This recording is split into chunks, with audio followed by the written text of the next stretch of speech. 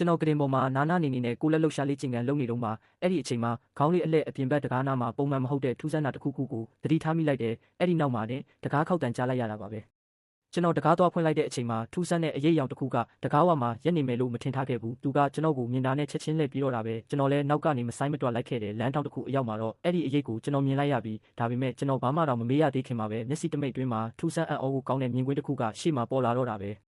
ကံကောင်းတာကကျွန်တော်ရဲ့တုံ့ပြန်မှုကမြန်ဆန်ခဲ့လို့သူတို့ရဲ့တိုက်ခိုက်မှုကိုကာကွယ်လိုက်နိုင်တယ်ဒါပေမဲ့ကိစ္စကအဲ့ဒီလောက်မရိုးရှင်းဘူးပြကျိုးနဲ့ဖြစ်ပြီးတိုက်ခိုက်လာတာကိုကျွန်တော်ချက်ချင်းကြားဖြတ်ဟန်တားနိုင်ခဲ့တယ်လို့သူတို့ဝတ်ဖုံးပြီးတိုက်ခိုက်လာတာကိုလည်းကျွန်တော်သိလိုက်တယ်ဒါကိုမြင်တော့သူကကျွန်တော်စီတန်းပြီးပြေးဝင်လာတော့တာပဲသူကကျွန်တော်ခွန်အားကိုအထင်သေးသွားပုံရတယ်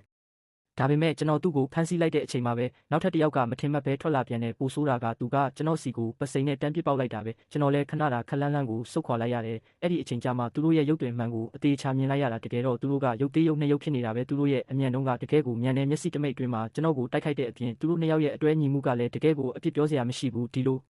ပေါင်းဆက်တိုက်စစ်အောက်မှာကျွန်တော်တောင်ခဏတာခုခံဖို့ခတ်သွားခဲ့ရတယ်မတက်နိုင်တဲ့အဆုံးသူတို့ကိုရင်ဆိုင်ဖို့ကျွန်တော်ရဲ့တကယ်အရေးချင်းကိုထုတ်သုံးလိုက်ရတော့တာပေါ့ကျွန်တော်ရဲ့တိုက်စစ်အောက်မှာရုပ်သေးတစ်ရုပ်ကိုချက်ချင်းဖမ်းမိသွားတယ်နောက်ထပ်အစီအစဉ်တွေကိုမနှောင့်နှေးစေဖို့အတွက်အဲ့ဒီရုပ်သေးကိုလက်ဝါးနဲ့တွန်းချပြီးတောင်ပန်ရိုက်ချက်နဲ့ပါတွန်းထုတ်လိုက်တယ်ဒါဟာအခွင့်အရေးကောင်းပဲသူတို့ရဲ့လှုပ်ဝက်ချက်ကိုကျွန်တော်ဖော်ထုတ်ဖို့ကြိုးစားလိုက်တယ်ဒါပေမဲ့မထင်မှတ်ထားတာကသူတို့ရဲ့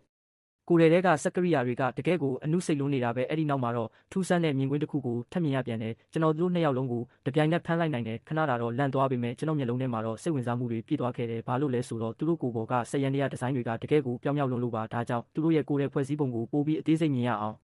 ကျွန်တော်အလျှော့မပေးဘဲစက်တိုက်ဖို့ဆုံးဖြတ်လိုက်တယ်အဲ့ဒီမတိုင်ခင်ရုပ်သေးတရုပ်ကိုအဝေးကိုအရင်လွှင့်ထုတ်လိုက်မှကျွန်တော်အတွက်လေးလာဖို့အချိန်ပိုရမှာပါတာပေမဲ့မကြခင်မှာပဲသူတို့ကိုယ်ပေါ်ကလှုပ်ဝက်ချက်တွေကိုကျွန်တော်စိတ်မဝင်စားတော့ပြန်ဘူးဘာလို့လဲဆိုတော့သူတို့ရဲ့တိုက်ခိုက်မှုတွေကပြင်းထန်ပေမဲ့တကယ်လူသားတယောက်ကိုတော့မမီနိုင်လို့ပါဒီရုပ်သေးတွေထက်ဆိုင်ရင်အနားမှာပုံနေတဲ့တကယ်လူသားကဘာတူလဲဆိုတာကိုကျွန်တော်ပိုပြီးသိချင်မိတယ်ဒါပေမဲ့ကျွန်တော်လုံးဝမမျှော်လင့်ထားတဲ့အရာကတော့ပုံနေတဲ့သူဟာတကယ်ကိုချုံမောလှပတဲ့မိန်းကလေးတစ်ယောက်ဖြစ်နေတာပါပဲသူ့ကိုမြင်ချင်းပါတင်ကျွန်တော်ရင်ခုန်တန်တွေမြန်သွားပြီးသူ့ကိုအပြေးအဝဆွဲလန်းသွားခဲ့ရတယ်ဒါပေမဲ့